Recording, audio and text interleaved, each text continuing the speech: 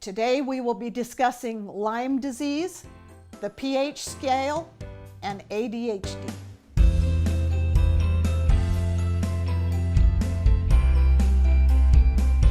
You don't need to be afraid. You can handle this, and here's how you do it. The Ask Dr. Mom Show. Welcome to the Ask Dr. Mom Show, episode 5. Today we're going to start by taking just a few minutes to do a quick history lesson.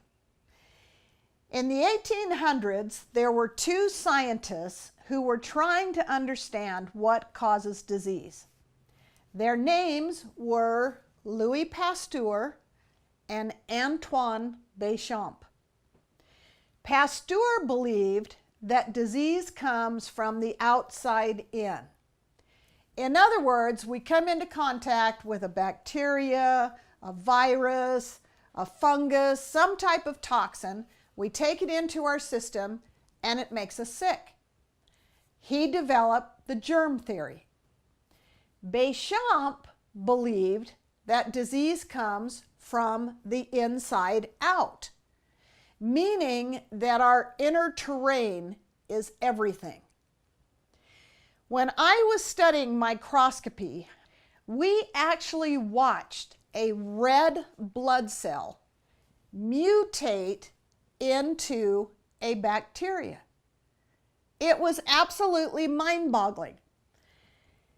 But we now have the technology to be able to watch something like this happen. Now, scientists have discovered an element in red blood cells which Béchamp called the microzyma. It is a living organism that cannot be duplicated and it cannot be destroyed.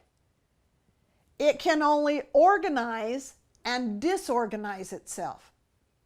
I like to think of it as intelligence. Because of this element, our blood will literally mutate to fit whatever environment we give it to live in.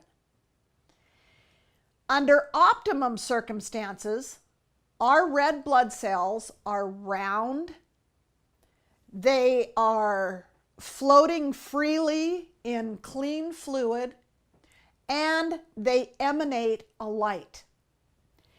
If they become dehydrated, acidic, overloaded with sugar, or have to survive with the typical American lifestyle, they will begin to mutate in order to fit that environment.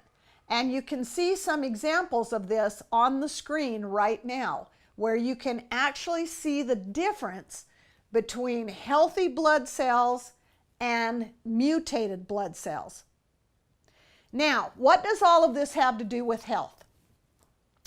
Let's say someone walks into a room full of people and they start coughing or sneezing. Why is it that some of the people in that room will go home and get sick and others won't be affected at all? It's because some of us had a welcome mat out. In other words, we had the perfect internal environment for a bacteria to thrive. Other people had a stronger immune system, a cleaner environment, and so no self-respecting bacteria will stick around. It's going to move on to where the environment is more welcoming. Now, I want you to remember in an earlier episode where I talked about the analogy of the fish tank.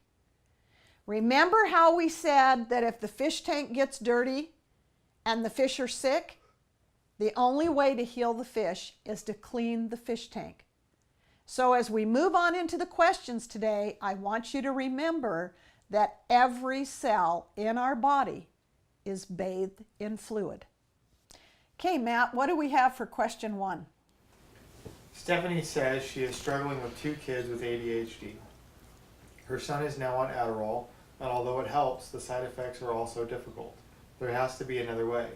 Any help, guidance, recommended books, doctors in her area that you can offer would be greatly appreciated. Stephanie, I'm not sure what area you are in, so I can't recommend any specialist in the area, but an excellent book to get a hold of is called Disconnected Kids by Dr. Melillo. This is an excellent resource for anyone who is dealing with a child that has ADHD.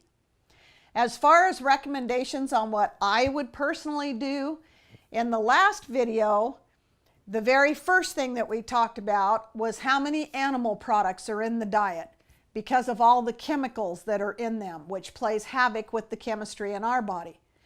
The second thing that I would look at in the diet is how many processed foods is my child being exposed to, especially ones that have the colored dyes and highly processed sugars. The third thing that I would consider is getting them involved in activities, physical things that are going to give them positive feedback. The fourth thing that I would like to share with you is, because I have always struggled with this myself, I have come to understand that there are many different types of people in the world, many different types of personalities. If I were to make a list and I put 10 different careers on that list, let's say I had doctors and lawyers, computer techs, plumbers, electricians, architects, all of these different careers, is there one ideal type of person who could fill every single one of these categories? The answer is no. It takes a different type of person to be really good at each one of these different types of careers. And so one of the things that I always consider is help your child to be the very best that they can be as themselves, instead of trying to clone them or drug them into being like everybody else. Okay, Matt, what do we have for question number 2? Miriam says, on episode 3, close to the end, you said that we had to alkaline the body. What did you mean by that, and how do I do it? Miriam, thank you for asking that question. On the screen right now, you should be seeing the pH scale. It goes from 0 to 14, and in the center of the scale, you'll see a number 7. When you look at the pH scale, anything below a 7 is considered acidic. Anything above the 7 is considered alkaline. When we get down below a 7 and our body becomes acidic, typically we have the ideal environment for disease to thrive. If we can bring our body just above the 7, so it's just a little bit into the alkaline range, that is where people who are extremely healthy tend to reside. And our body will tend to be more resistant to disease. In order to move into that area, we need to have an alkaline diet, which basically means that the bulk of our diet is being made up of live food, fruits, vegetables, nuts, and seeds. Okay, Matt, what is question number 3? Diana says, I have chronic Lyme disease and chronic EBV. The Lyme disease causes the worst symptoms: severe brain fog at times, muscle aches, memory, concentration problems, and extreme and utter exhaustion many times. There are other things, but these are the main problems. What are your recommendations? We thought I had MS, but tests show Lyme disease. Diana, I'm so sorry. I know Lyme disease can be a real challenge. It's caused by a microbe, a bacteria that is put in the body through a tick or a bite from an insect. And typically people will do long-term antibiotics in order to overcome it. But according to Dr. Rawls, who actually had Lyme disease himself, he says, quote, "To date, no clinical studies have shown benefit from long-term antibiotic therapy for chronic Lyme disease," end quote. Now, to continue answering your question, I'm going to add in one more that's in the same field, and then we'll talk a little bit about what I would do if I was facing the same challenge. So, Matt, what do we have for question number 4? Rachel says that she has been suffering from chronic Lyme disease, which is not treatable by Western medicine. It is also not recognized in many states, which means insurance does not pay for any holistic treatment that she's tried using. She's focused on her health and regularly drinking mostly distilled water for over a year, went on a mostly clean diet, limited dairy, gluten, and meat. She exercises regularly and takes numerous different herbal supplements as well as daily vitamins and mushroom tinctures. She doesn't feel much better than she did before. What do you recommend? Okay, Rachel, first I want to congratulate you on being proactive. You are obviously stepping up and trying to bring your body back into balance. I'm going to refer back to the last episode and repeat what I tell my classes continuously. You have to be as aggressive as what you are fighting, or it wins. So, in my opinion, you are definitely on the right track, but now you're going to have to step it up. You have to be more aggressive. If I was facing this same challenge, one of the very first things I would do is get on an anti-inflammatory diet. Basically, that means a green diet in the beginning. So I would be doing a lot of salads.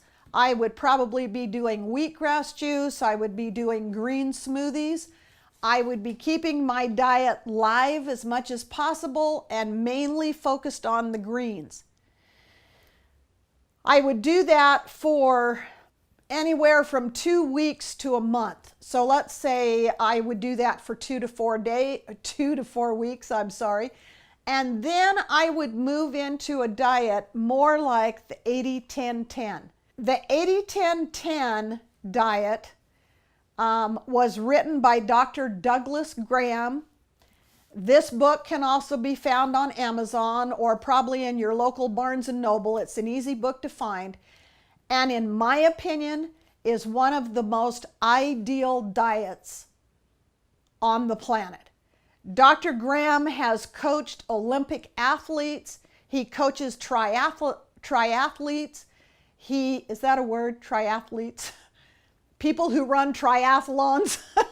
And he works with people who are doing Ironman. So this is not just an everyday diet, it's a diet that extreme athletes actually thrive on. So this would be the type of diet that I would move into as an anti-inflammatory diet.